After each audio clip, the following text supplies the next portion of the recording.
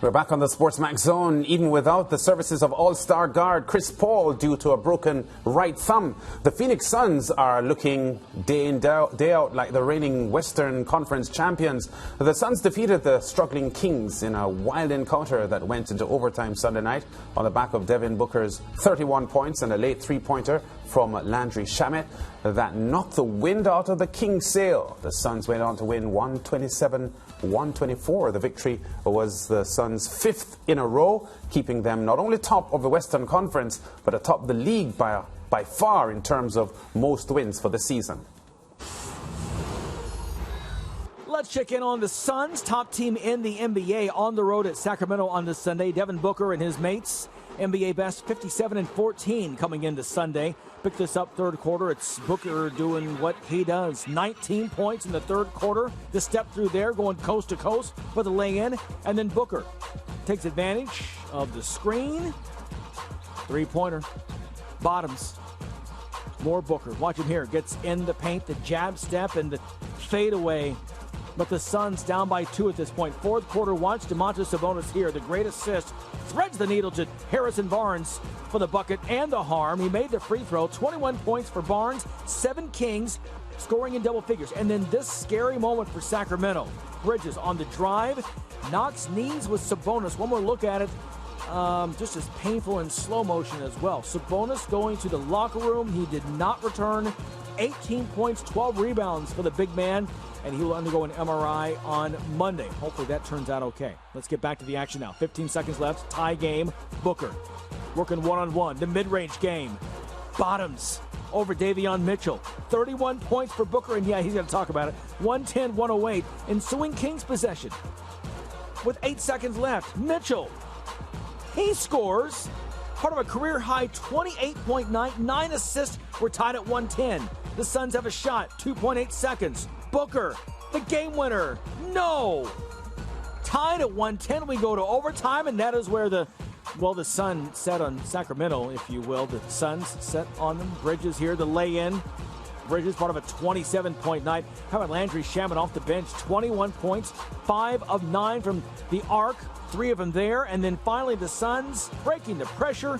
Torrey Craig the throwdown, 6 points, 10 rebounds off the bench, 127-124. Suns win their 5th in a row. They're now 9 games ahead of Memphis for the best record in the league. Yeah, the Bahamian DeAndre Ayton with 12 points and joint team high 10 rebounds. Not too big with the numbers on Sunday night, but continuing with the Phoenix Suns to show themselves as potential champions this year. Definitely, and I like to say, whenever a team doesn't have the big stars and then you have the supporting cast, as I'd like to call them, stepping up lands, that is really what sets a team apart from the rest of the teams. And we've seen this from the Suns time and time again, and which is why they're at number 1 in the West. We know Chris Paul is out because of that injury, but Devin Booker, he takes the role, he steps up, and he produces night after night. So that's definitely a plus for the Suns. And if they continue on that note, then Chris Paul comes back from his injury, they'll be a force to be reckoned with. And we also have to remember their bench. They have a very strong bench, and once you have a strong bench as well, you are fierce competitors. Yeah, by far the number 1 team in the league at the moment with 58 wins. As the Americans say, winningest team in the league at the moment. The nearest team to them with wins would be the Memphis Grizzlies with 49 wins. So that tells you how dominant the Phoenix Suns are at the moment, albeit in the regular season, which doesn't count for much. It's the playoffs and the championship games that really matter. Now, moving on, the Toronto Raptors got back to winning ways after they took down the Embiid and company, 93-88, thanks to Pascal Siakam's 26 points and 21 from Precious Achiuwa. Currently the 7th seed in the Western Conference, the Raptors seem to be finding their groove late in the season with their 6th win in 10 games. The Raptors and the Sixers, Joel Embiid and company at home. First quarter, Embiid getting comfortable with the elbow jumpers. There's one. This time not off the pass. Catches. Pause, dribble, step back, good. How about Tyrese Maxey? Dribbles right into trouble, right through traffic, draws contact, the bucket and the foul. 3-point play for Maxey. Sixers leading by 10 at the other end. Pascal Siakam stops, spins, scores. And then the final seconds of the half. The missed three ball, Scotty Barnes tips it up and in. Good. 57-54. Raptors within 3 at the half. Third quarter. Toronto with the lead. It's Siakam. Just so much patience and poise. Stops, faces at the free throw line. That's good. Tyrese Maxey steps into a three ball. And watch James Harden, top of the key. He sees defensive help coming, dribbles away, into the lane, bucket, yes. He having 17 points in the game. Sixers up by 5, 74-69. Now it's a three-point game for the Raptors. Joel Embiid, awkward but effective. Lay in and one. He had 21 and 13. At the other end, Siakam spins, scores. 26 points, 10 rebounds for Siakam. Final 15 seconds, it's Tyrese Maxey. With the Sixers down 4, he dunks it home. It's a 2-point game, and the Sixers get the ball back with 7 seconds left. James Harden drives into the lane, trying to tie it up. The bucket, no, and there's a whistle. Offensive foul called on Harden. Charged with a flagrant foul for the elbow.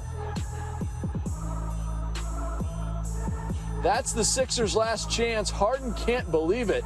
And the Raptors go on the road and take one from the Sixers, 93-88. Yes, so the Toronto Raptors 7th in the Eastern Conference at the moment, not the West as we just mentioned. Now the LA Lakers have found themselves in 10th, still with a shot at making it to the playoffs via the play-in method. Any bets, Mariah, on whether the Lakers will or will not make the playoffs? Well, first of all, I'm not putting my money on the Lakers. I've never been a fan, and I don't plan to lose my money or waste my money right now. However, to your question, the fact that if I think the Lakers can make the playoffs, based on what we're seeing from them right now, Lance, they're a hot mess. And I say that because they're basically just depending on one man, LeBron James.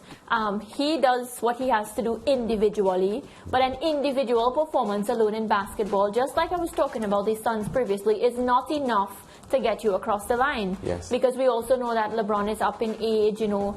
We still can't expect the same that we would have expected from him consistently. You can't expect him to come out every night. I think that would be very unfair.